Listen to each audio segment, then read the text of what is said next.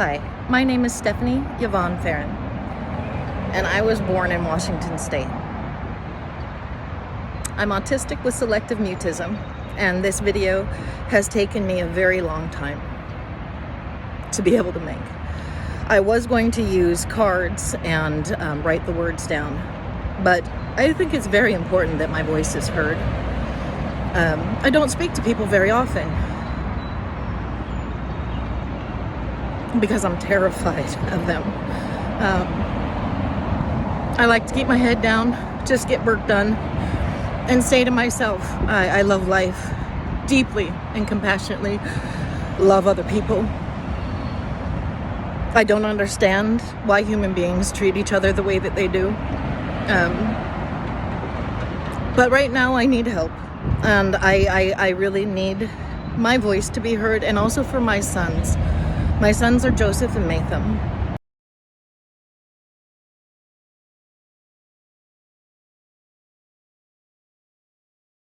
And we have been through just the most horrific and weird experience. And it is at the hands of Washington State government staff workers and those that are funded by federal money and state money. I was living in Spokane, and I was working at Prudential Builders Center, where Ed McGonigal hit me, and I didn't say anything because I really needed the job. I was working part-time, making enough to be with my kids, and I had been working 120 hours a week prior to moving to Spokane, so it meant everything to me. I just kind of took it when he hit me. And when I asked that because he was retiring, and when I asked that he no longer come into my office, I was told by Bridget Condon, the owner's daughter, that I could just go wander around outside like I'm a dog, rather than just, hey, just don't have him come in my office anymore, because it would make me panicked. And it was a very small office, and it has just the one entrance. And yeah, she basically treated me like some other kind of thing. And this is actually the woman that I first told in my entire life I'm autistic. I had never been diagnosed. I'd always wondered why I couldn't speak sometimes in front of other people, but I had really horrible parents that were extremely abusive. I slept in the tub, and I drank from a toilet because I was often told that I couldn't even have water. So yeah, Bridget Condon, you are one piece of work. Spokane, really. My son, Matham, absolutely, he and I love Spokane. We would walk everywhere. We went to the bouncy place all the time, and yeah, we wanted to stay there, but my God, the people, right? Not the citizens, just some people. Bridget Condon, you're a bitch.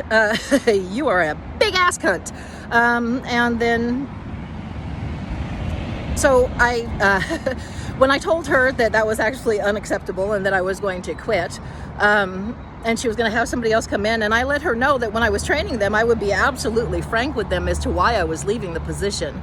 This bitch met me at the door when my car was broken down, and she knew that I had to walk 7 miles to work. She met me at the door with a box of my things. That's what kind of a bitch Bridget Condon is. What a twat, right? I mean, what a disgusting human being. Anyway, and no, I am a really nice person, but I'm done being nice about people who are assholes and are predatory and feed off of other people's lives. So I went to DSHS, and I got help. Okay? Now, I was so grateful for this help. It's amazing that they have these benefits for people. Now, TANF, I don't know what the hell they think that is doing for anybody. And when people want to get mad on people on TANF, grow up. It doesn't even pay the electric bill and the phone bill, baby. It's not paying anybody's rent. So I don't know why people are getting mad at people on TANF. I'm sorry, toilet paper and your freaking, I don't know, your toiletries every month cost more than the shit that they fucking give you. Anyway, food, you put pretty much, you're going to spend that money on electricity, and then the rest is going to go towards food, because they give you about $8 a day per person for food. And I'm sorry, I have 2 teen boys. They would starve to death. So with the cost of with the cost that has gone up, I paused so that somebody could go by on the bridge. I went out. I didn't want my sons to hear this. They've suffered enough. Anyway, I went to DSHS, got help. And Bobby Lagerquist was my caseworker.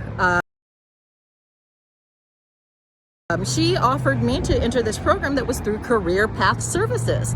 And,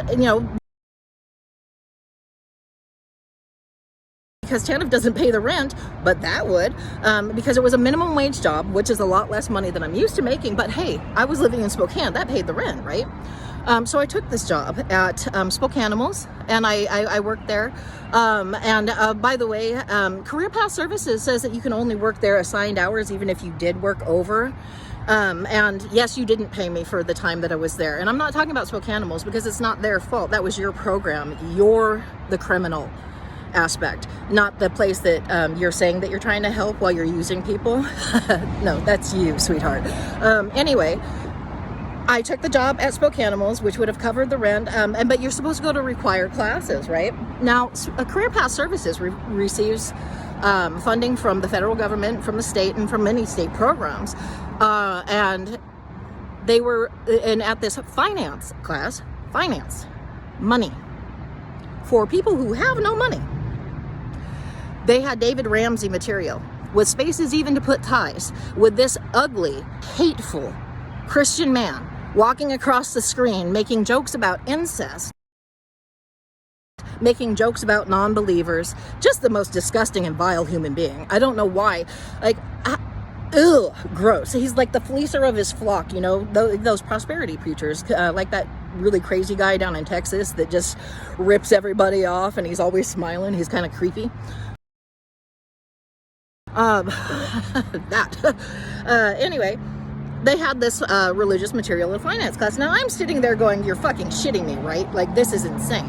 And it's also, illegal. You're infringing on my rights, sweetheart. And everybody in the room, there was a person that was trans in the room. I'm sure that they were really super comfortable.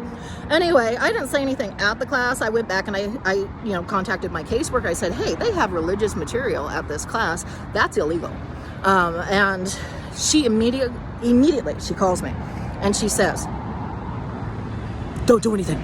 There will be consequences. Now, I thought that this bitch was calling me because she cared. Actually, this bitch was calling me because she is a bitch.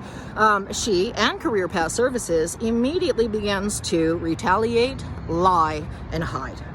Amy Trozine, she said she did an internal investigation. Did you, bitch? Because I've got the fucking religious material, bitch. You fucking liar. Let's see your paperwork. Let's see your Christian self. I am so sick of you fucking Christians. All you do is steal other people's joy. All you do is hurt other people. Look at what they're doing. They're trying to take over women's bodies again, and men are all pissy again because women don't want to cook, clean, and work a full-time job and suck their fucking dick. Seriously. Men, Christian men, and their white-ass Christian women. I got white Christian women, you can kiss my fucking ass. From my mother to Cammie Eakin, CEO of Career Path Services, and Amy Trozine. You fucking whores for Christ. You don't know Jesus. You don't know him. He was good. You are not. You are evil. You are disgusting.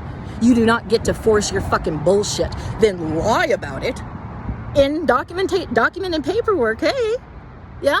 And then so what happened is then I also got my fucking shit cut at DSHS, right?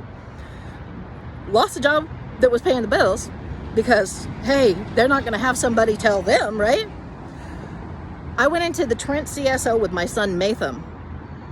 It was right after my mom died, and it was June of 2019. The end of June of 2019, it was coming to July. That was the month that was due for rent. And so we went into the Trent CSO because Bobby refused to relinquish the fact that she was my caseworker, the sick little bitch.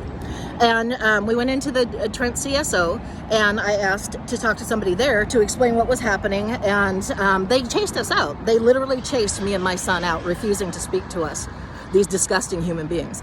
And then we went homeless. August 1st, I shut the door on our apartment because I follow rules and law. We had gotten a 30-day pay or vacate. I could not find work in that time.